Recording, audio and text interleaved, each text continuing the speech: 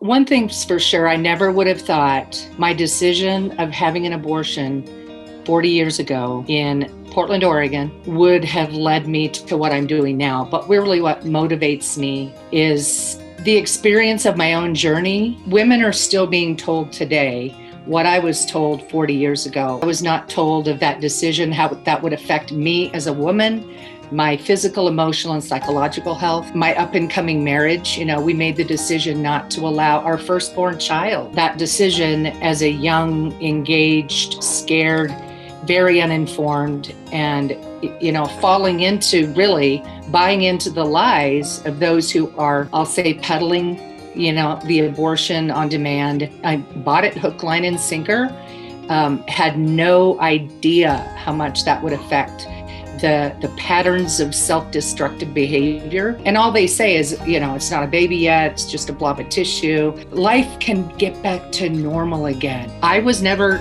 normal again. The obsessive eating, over-exercising, the alcohol, drug abuse. And then as the years went by and having children later, the ability to bond with my future children. Probably the most eye-opening was, after 23 years, my husband and I never had discussed that day since that day. But the statistics, divorce rate for those who've experienced abortion are, 80% divorce rate. And so by the grace of God, we just celebrated our 40-year anniversary. I don't take that word lightly, by the grace of God.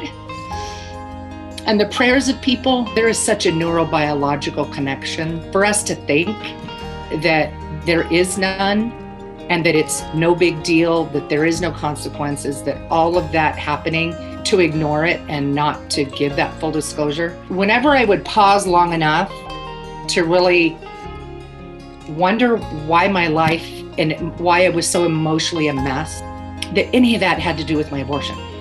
By this time, I had 3 kids. I'm going to get emotional, I can tell.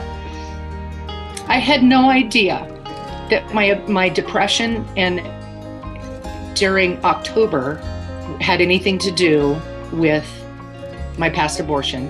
And then the birth date, which would have been around the delivery date of my daughter, and Mother's Day. I could not understand.